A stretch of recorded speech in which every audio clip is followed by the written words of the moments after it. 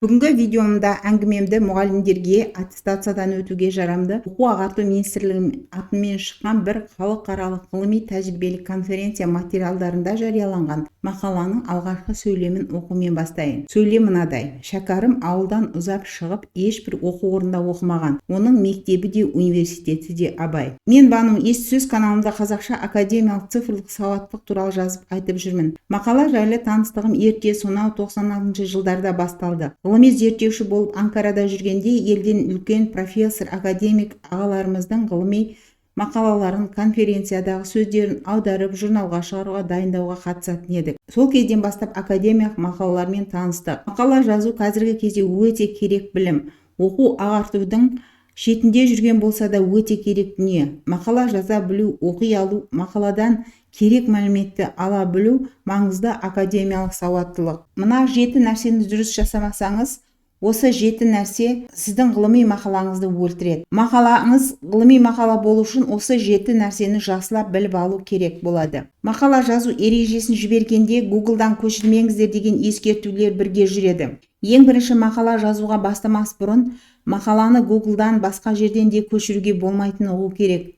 Ендеше Google-ден көшірілмеген мақала қалай жазылады мәселесін әңгімелеп көрелік. Мақала деген зерттелген жобаның, зерттеу жұмыстың есебі десе болғандай. Есеп болғандықтан өзіне тән ғылыми ортада қабылданған жазу жүйесі, стилі, үйренілу керек ғылыми терминдері бар. Сондықтан мақала жазу үшін білім мен тәжірибе керек. Мұны академиялық сауаттылық деп атайды. Жалпы қазақ тіл әдебиет саласында жарияланған мақалалардың тақырыбы көпшілігі былай болып келеді. Мағжан шығармаларындағы адамгершілік құндылықтар, Шәкәрім шығармаларындағы дүниетанымдық мәселелер, Мағжан шығармаларындағы рухани мәселелер, Абай шығармаларындағы тілдік өрнектер, шығармалары деген жалпы атау. Бұл тақырыптардан мақала не жайлы екенін біле алмаймыз. Ғылыми мақаланы өлтіретін екінші дұшпан мақала тақырыбының дұрыс қойылмауы. Мақала тақырыбы жазып отырған мәселе жайлы не жасалған, неге жасалған, қалай жасалған, кім үшін жасалған жайлы мәлімет беру керек. Өзімнің бір мақаламнан мысал берейін.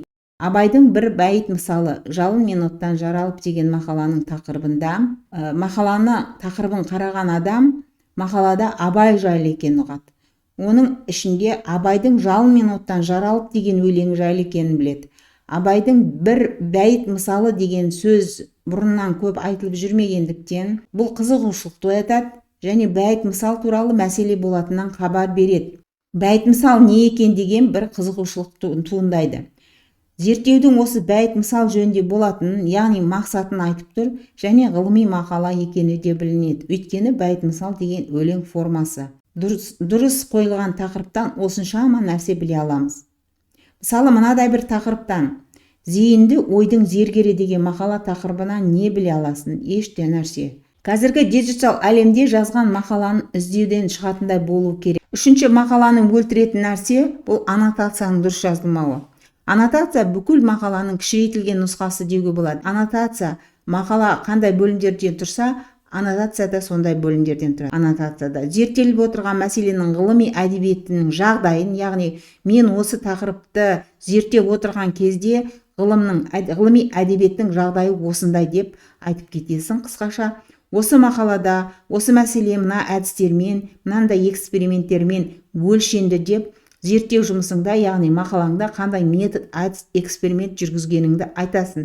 Ғылыми мақаланы өлтіретін төртінші нәрсе бұл мақаланың құрылысының, жазылу жүйесінің сақталмауы. Сапалы ғылыми мақалалар беделді ғылыми журналдарға жазылатын ғылыми мақалалардың құрылысы жалпы бірдей болады. Білім беру, әдебиет, тіл саласындағы мақалалардың құрылысы бірдей. Мақала кіріспе, материалдар және әдістер, нәтижелер, қорытындылар деген бөлімдерден тұрады. Мақаланың бұдан басқа кілт сөздер бар, жазылу стилі бар және әдебиеттер тізімі бар. Ғылыми мақаланы өлтіретін нәрсе бұл айналысып жүрген ғылым саласы немесе мақала жазып отырған тақырыптың ғылыми зерттеу әдістерін білмеу. Алтыншы, ғылыми мақаланы өлтіретін пайдаланған әдебиеттердің, қысқа мақалалар, ғылыми зерттеулердің жаңа болғаны дұрыс.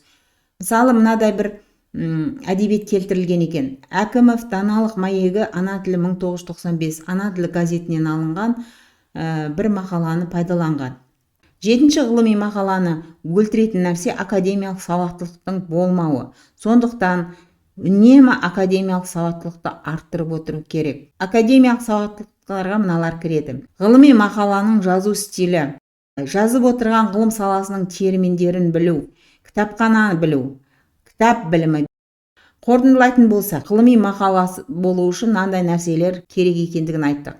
Бірінші, Google'дан еш жерден көшірмеген болу керек. Мақала тақырыбын мақаланың этикеткасы екендігін естен шығармау. Яғни мақала тақырыбында мақала не жөнінде, кім жөнінде, кімдеріне арналған, нені зерттейтіндігі нақты көріну керек және Google сияқты іздеу платформаларында көрінетіндей болу керек. Үшінші, аннотация дұрыс жазылған болу керек. Аннотация жалпы мақаланың кішірейтілген нұсқасы екендігін естен шығармау керек. Ғылыми әлем қабылдаған мақаланың жүйесін, құрылысын сақтап жазған дұрыс. Бесінші, ғылым саласының ғылыми зерттеу әдістерін үйрену керек, сілтемені дұрыс беру керек. Алтыншы, зерттеп отырған саланың ғылыми әдебиетін білу, үйрену. Жетінші, академиялық сауаттылықты үнемі арттырып отыру керек. Бізде